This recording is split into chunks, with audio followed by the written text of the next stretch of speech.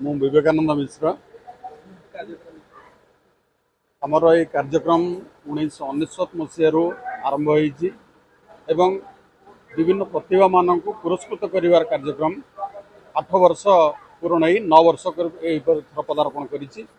ଆମେ ଗ୍ରାମାଞ୍ଚଳରେ ଥିବା ବିଭିନ୍ନ ପ୍ରତିଭା ମାନଙ୍କୁ ନେଇ କୃଷି କ୍ଷେତ୍ରରେ, ସାହିତ୍ୟ କ୍ଷେତ୍ରରେ, ବାଦ୍ୟ କ୍ଷେତ୍ରରେ, ବାଦ୍ୟଯନ୍ତ୍ର ଯେଉଁମାନେ ବଜାଉଛନ୍ତି, ଭଜନ କୀର୍ତ୍ତନ ଯେଉଁମାନେ କରୁଛନ୍ତି, ତାଙ୍କ ଭିତରୁ ବିଭିନ୍ନ କ୍ଷେତ୍ରରୁ ଆମେ ତାଙ୍କୁ ବାଛି ତାଙ୍କୁ ସମ୍ବର୍ଦ୍ଧନା ଦେଉଛୁ, ସଭା କରୁଛୁ ଏବଂ ଆମେ ଏ ଯେଉଁ ସଂସ୍କୃତି ଏ ସଂସ୍କୃତି ସମ୍ପର୍କରେ ସମସ୍ତଙ୍କୁ ସଚେତନ କରିବା ପାଇଁ ଏ ସଭା ମାଧ୍ୟମରେ ଏବଂ ଏ ଯେଉଁ ମେଲଣ ମାଧ୍ୟମରେ ଆମେ ତାଙ୍କୁ ସେ ସମ୍ପର୍କରେ ଆମେ ସଚେତନ ସେମାନଙ୍କୁ କରୁଛୁ।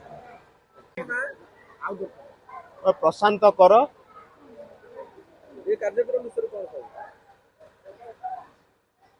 ଉତ୍କଳୀୟ ସଂସ୍କୃତିର ଏହା ଏକ ନିଛକ ସତ୍ୟ ଯାହା ଦୀର୍ଘ ଦିନରୁ ପ୍ରାଗ ଐତିହାସିକ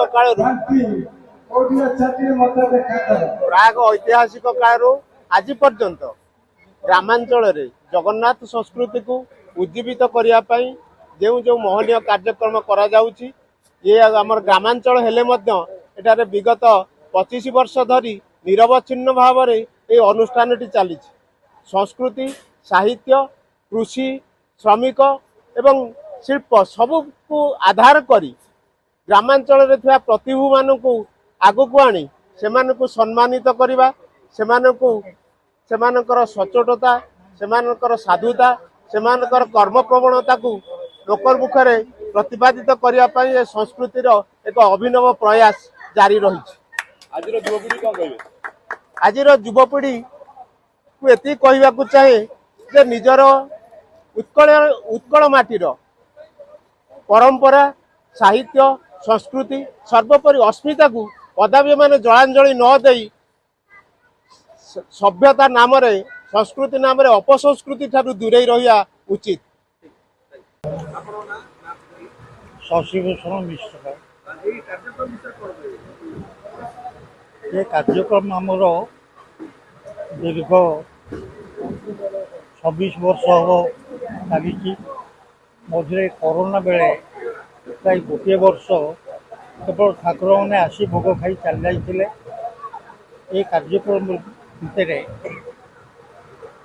ପ୍ରଥମରେ ଆମର ଠାକୁରମାନେ ଆସି ଭୋଗ ଖାଉଥିଲେ।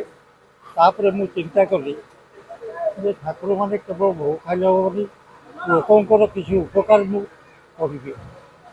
ତେଣୁ ଲୋକମାନଙ୍କ ସମ୍ବର୍ଦ୍ଧନା ଯେଉଁମାନଙ୍କର କିଛି ପ୍ରତିଭା ଅଛି ସେ ଗାଁ ଗହଳରୁ ଖୋଜି ମୁଁ ସେମାନଙ୍କୁ ସମ୍ବର୍ଦ୍ଧନା ଦେଉଛି।